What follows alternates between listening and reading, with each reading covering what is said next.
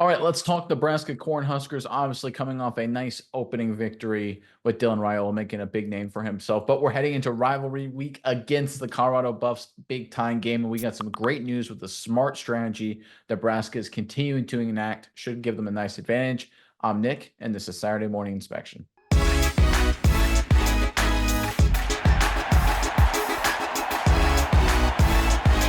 All right, all offseason long on this channel, when we talk about Nebraska, we talk about Matt Rule and this program in terms of enacting smart strategy and using solid plans to build a quality roster. But all that's behind us now. It's all about executing week to week key strategies to lead to the only thing that matters, and that is victories that worked against week one against, look, admittedly inferior competition, but they're going to need to continue some of those smart strategies heading into this Colorado matchup.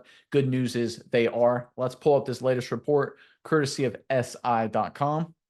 Just like against UTEP, Nebraska football's depth chart for Colorado lists all four running backs and or at the end of the lines. That means you're just as likely to see Ramir Johnson as Emmett Johnson, as Dante Dowdle, as Gabe Ervin. That's something that Nebraska coach Matt Rule says he liked for the first game as they put the four horsemen into practice. I don't like that at all. I really like the feeling of it on Saturday, Rule said Monday. I like the way it felt. It was really hot out there. We were on the cooler sideline. They were going fast and we were getting 3 and outs, and they were staying on the field a lot to keep putting backs in there that felt fresh. I kind of enjoyed it. We had certain roles, obviously. Ramir and Emmett were the sub backs, the third down backs, the big backs that went in on short yards in the goal line.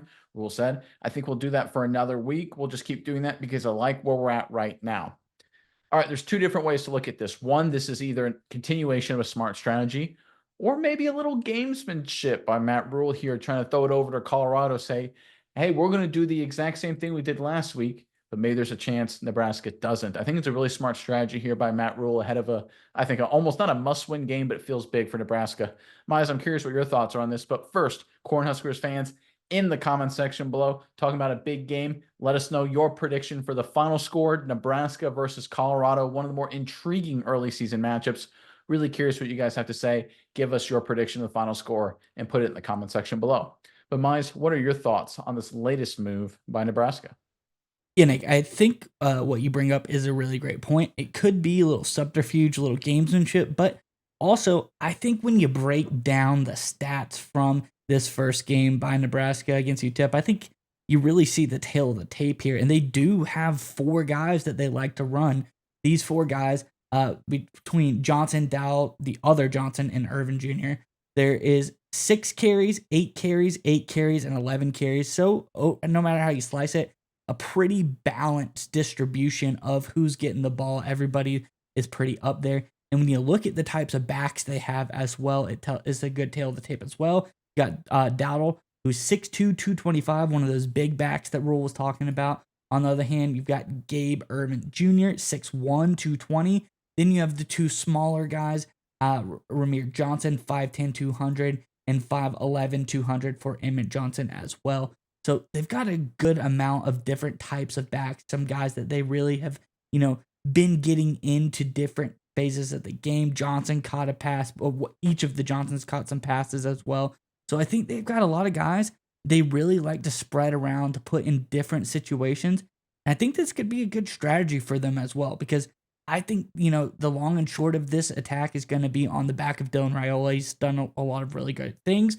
The pass opens up the run. And when you got 4 guys, like Rule said, to keep the pace up, keep subbing these guys in, keeping them fresh, I really like this strategy by Nebraska, because if we know one thing about Colorado, is they're all offense, all gas, no break. The defense isn't really going to be there to slow Nebraska down.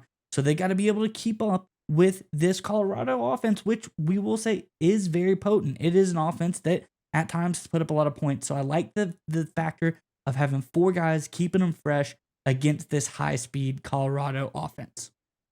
Yeah, I agree with you. I think it's a really smart strategy, whether it's just gamesmanship or not, because I think the most important thing here is that it focuses Colorado in their preparation and their game plan to basically expect everything, to try and plan for everything. And if you plan for everything, you're really going to plan for nothing, and that's going to end up having a big advantage for Nebraska.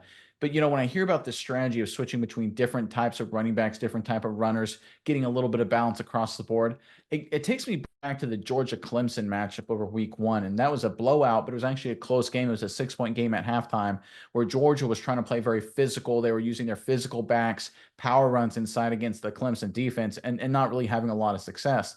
In the second half, they switched it up with more speed guys to attack the perimeter of the Clemson defense and blew the game wide open. That's kind of what I think what Matt Rule is sort of setting up here. He's basically going to throw out all 4 backs and kind of see what works and then adapt in the second half, third, fourth quarter to kind of pull away or finish the game. And I think this is a really good plan.